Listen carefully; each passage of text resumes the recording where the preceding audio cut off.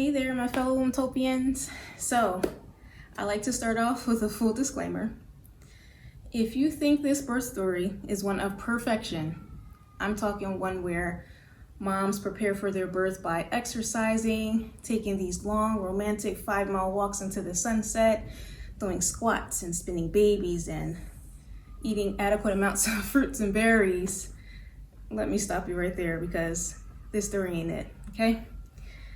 Some of you may have listened to my last rebirth after cesarean birth story, and it was in total alignment. It was perfect, right? This story, totally different. And in case you missed it, I did attach it in the comments below. As women, we're given credit for having the strength to bring a baby into this world. Strength means something different depending on who's asking, right? And one's perspective. For me, strength isn't always physical nor emotional. And everything about this pregnancy and birth was about mental fortitude. And there was barely any physical strength involved. Now, this pregnancy caught me by surprise, okay? I was breastfeeding. I had not gotten back a period. So my husband and I decided to consistently use protection since I wouldn't know when my period would come back. Okay, 6 months postpartum, I had finally regained at least half of my strength, although my postpartum was horrible and a little rocky, but now I had finally gotten to a point where I could work out, my pain was gone, and we began going out on morning walks and even traveled for a month. As soon as we came back from traveling, I began to feel intensely fatigued. I could barely get out of bed, and I couldn't even awake from my sleep. So I went and got some labs done, and boom, lupus was active and my kidneys were slightly inflamed again. Great. So it's like I worked so hard to recover and keep it at bay. Why am I having these issues now? So I chalked it as a lupus flare, right? A month later of doing my regimen and to contain lupus and to heal, I still wasn't feeling any better. And my husband suggested a pregnancy test. And I took it knowing I couldn't possibly be pregnant because we've been taking precautions. I took it and it was negative, just like I thought. Another month goes by and I can't shake this fatigue, but now my navel is starting to stick out, which I thought was strange. And I chalked it to me being constipated. So I took some activated charcoal. My stomach went down, but my navel was still sticking out. Why? Over 2 months go by since the last test, and my husband suggested taking another test. I'm like, babe, this is not the case, seriously. He's like, let's just roll it out again. I shrugged it off for another week or two, and then he bought one. I took it just to prove him wrong, and bam, positive. The positive line showed up before the control line. I'm talking this thing lit up like a Christmas tree, okay? I was confused. I was shocked. I felt completely unprepared. Like I hadn't even given my body a full chance to completely heal from the birth of my daughter. Yet I have to do this all over again. We just moved her to her own room, okay, because she started sleeping through the night. And we literally just got her a bedroom back. Not only that, I didn't even feel her look pregnant. Like, what the heck? With my other 2 kids, when I got pregnant, I would show immediately, but not this time. And also, I never usually get morning sickness or nausea. So this pregnancy was literally undetected. But thinking back, outside of my own fatigue, my husband was displaying symptoms. He was waking up all hours of the night, going to the bathroom. He was moody. He was gaining weight. He had cravings. And at one point, I joked to him and I said, bro, you're acting like you're pregnant or something. Yeah, joke was on me. So since I had just had a baby, people's typical response when you tell them like, oh, I'm pregnant is, wow, again? Or didn't you just have a baby? That is so rude. That is like really rude now that I think about it. But yeah, I didn't feel the need to have to explain myself to anyone. Like, I'm grown, I'm married. So my husband and I, we just decided to keep it to ourselves. This pregnancy was extremely draining, okay? I was asleep all the time, literally could not stay awake. I was extremely hungry, like starving. Then I dealt with getting a dislocated hip twice, maybe 3 times. And that's one of the most painful things to experience. One wrong or too swift of a move and bam, you can't maneuver your leg, you can't bear weight on it, none of that. Then I battled with cholestasis as well as shingles, which I treated both naturally on my own. And I just was a hot mess. I decided this birth, I really wanted a water birth. I wanted a water birth with my daughter, but I wasn't able to facilitate it at that time. So I researched birth pools and decided on birth pool in a box. Now, 40 weeks began and labor didn't feel anywhere near. And I wasn't bothered because due dates are guesstimates, right? And babies, they're gonna come when they're ready. I'm a firm believer in that. So I decided to start labor prep pelvic steaming, okay? Steaming at the very end of pregnancy helps the body with circulation, relaxation, and moisturization, which is needed when your body is ready to give birth. And these things will help will help with a continuous and smooth transition once your body is ready, of course. Approximately 41, 42 weeks or so, everything based on fundal height measurements, I finally began to start to show signs of labor.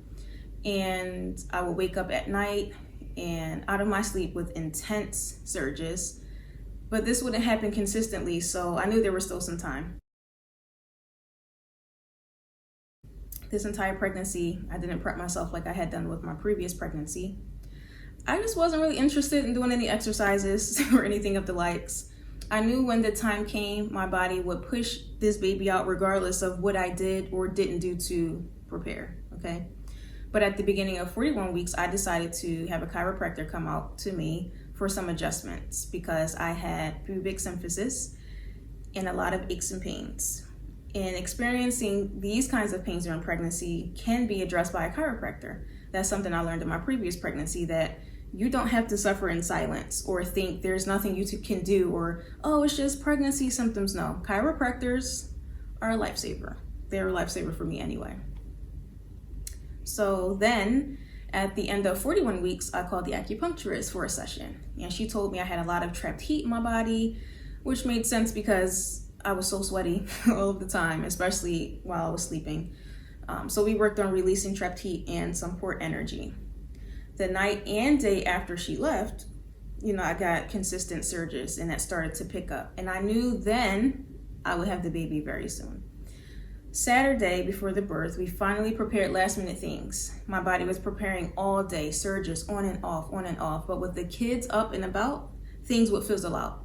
And I knew once the kids had gone to bed that things would pick up, and it did. Once my surges were closer, I had my husband fill up the birth pool around like 10:30 or so.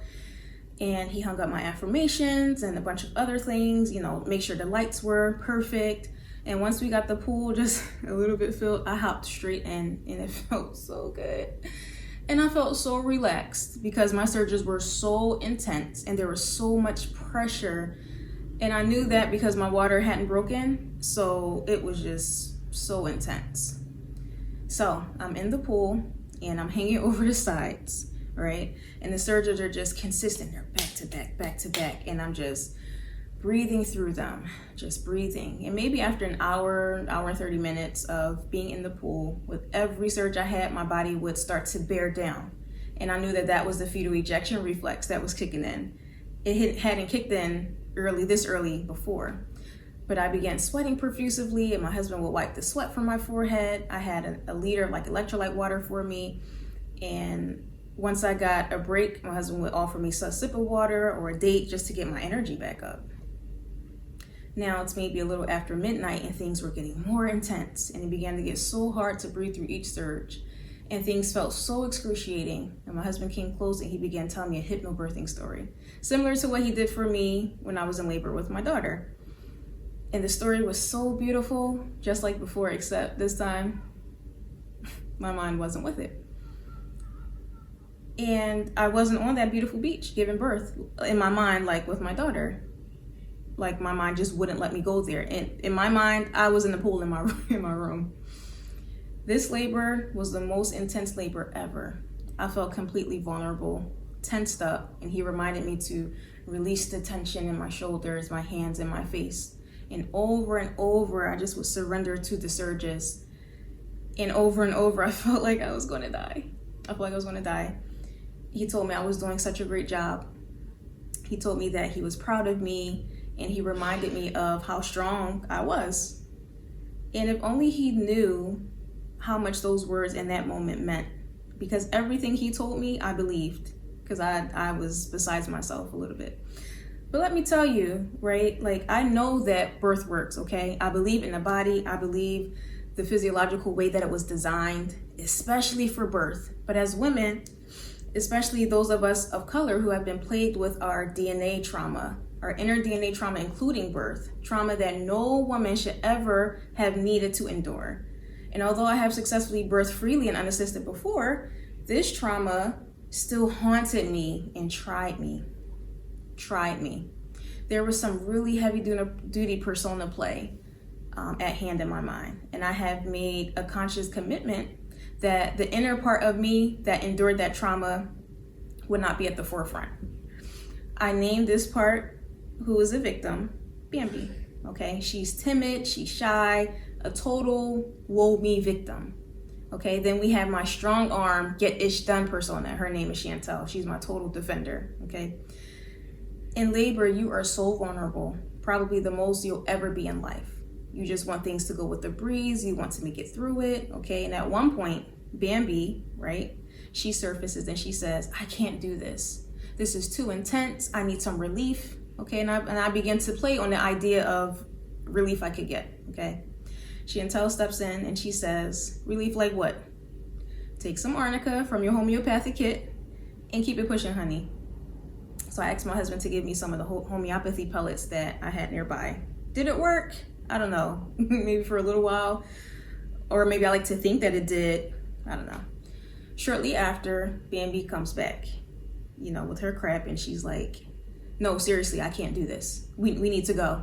We need to go, right? And Chantel's like, okay, let's run that narrative, okay? You have to get out of this pool, dry off, put your garments on, call an Uber, and hope that the Uber driver doesn't cancel because the Uber drivers around here are jerks, right? Then figure out where the hell you're going because you don't even know where the nearest hospital is in this town, okay? You get there, guess what? They're gonna wanna check your vagina, you know how you feel about that, and then they're probably gonna deny you the birth naturally because why? You had a previous C-section with your first birth. You worked so freaking hard to be talking that talk. You did this before, why would you give up now? Girl, shut up, have this baby. You ain't going nowhere, sis. Allah got you. Allah would never forsake you, okay? Bambi made her last plea for help. And this time it was audible. And I said, babe, I don't know if I can do this. I don't know if this is working. What if I can't do this anymore? He said, babe, you are doing it. Why wouldn't it work? Come on, love. The baby will be here soon. You got this. You are strong. You are capable. You are loved. You can do anything. I'm here with you, babe. And Bambi shut up that whining, okay? And all I could do at this point was just cry. It was so intense. I began to cry and I begged and pleaded my Lord. And I said, oh, Allah, help me. Oh, Allah, forgive me. Oh, Allah. That's all I could say, okay? Then I sort of got it together. And I said to my husband, babe, I feel lost. He said, listen to your body. What is it telling you? I said, I think I need to stand up. Okay, but my legs are weak and I don't know what to do.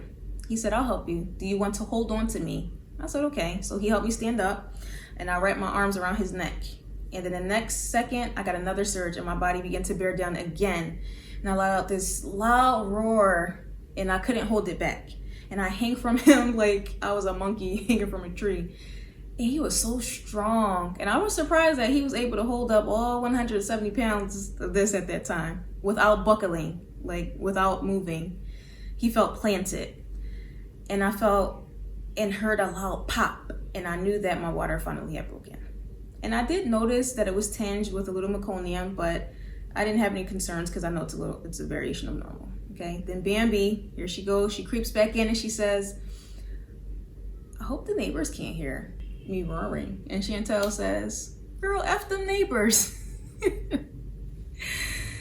Then the next surge, my body did a hard push again, and I let out another roar, and I began to lose my grip from my husband. And then I grabbed on tightly to his shirt, and it began to rip.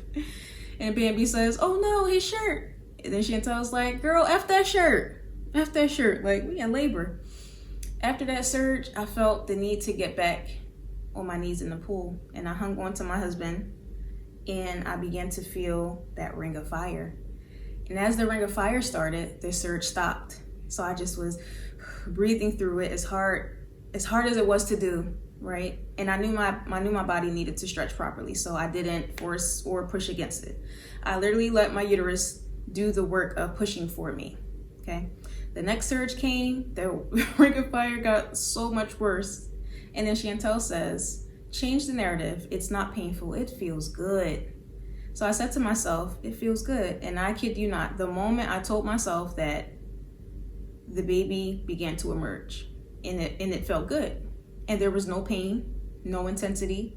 And as the head began to come out, I wasn't sure if it was the head or a butt. So I asked my husband, like, "What do you see?"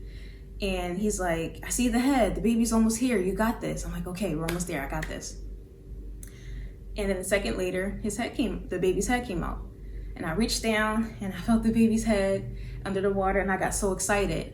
And I wanted to catch the baby, right? Since my husband caught the last one, but I told myself, something is up. I need to stick my leg out to the right, okay? So I told my husband, I said, "This next surge, I'm going to need you to catch the baby, okay?"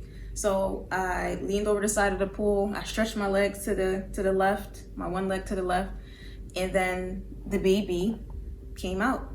I felt the shoulders come out, and then the baby just came out completely underwater. And then my husband pulled the baby up, and I slowly turned around and I saw this pink, beautiful boy. He was so alert, and I grabbed him quickly on my chest and I said, "Hi, baby, it's me, it's your mama. I'm so glad you're here." And then I sat down on my bottom, and I just threw my head back and I looked at the ceiling, and I said, "Amir, we did it. We freaking did it. We did it again." And I sobbed a little bit, and he wrapped a towel around us. And I'm just looking at this baby in awe, and he's so alert, and he was so slippery because he was completely covered in this thick coating of vernix, okay? And it was about maybe a little after 2:30 in the morning, okay? And I sat in the pool. I wanted to sit in the pool until the placenta came out. So after maybe 25 minutes or so, I decided to get out of the pool and get into the bed, so that way I could cough and squat and encourage the placenta to come out. But before I did that, I said to my body, I said, "Look, my pregnancy has ended. Placenta, I am grateful for your duty, but this is no longer your home. You need to come out." And the moment that I stood up, I had this intense surge, and I told my husband, I was like, "Quick, grab a bowl, the placenta's coming." And as soon as he put the bowl in between my legs, plop, it came right out, okay? Then I stepped out of the pool, and I slowly walked to the bed with the baby, and my husband's holding the bowl, the placenta, and I laid there with my baby, totally nude, slightly covered in birth matter, and I felt so good and proud of myself, and I felt calm, and I felt safe. And then afterwards, my husband bought me this postpartum recovery tea, and it was like the best tasty tea I ever had. So although this was not the first time birthing at home, this was a completely different experience. I still loved everything about it, and I cannot wait until my children are old enough for me to tell them about their birth story, being born at home and being born into the hands of their mom and dad. So I hope you enjoyed this birth story. For me, it was one of a kind. It was quite the adventure, but I wouldn't change anything about it. The birth pool, definitely highly recommend it, especially for those times where it's just so intense. You know, I wasn't going to pop my own waters. It's one of those things that it happens naturally. Sometimes, you know, with my daughter, my water had broken and then labor began. With this time, my water didn't break till the baby's head darn near came out. And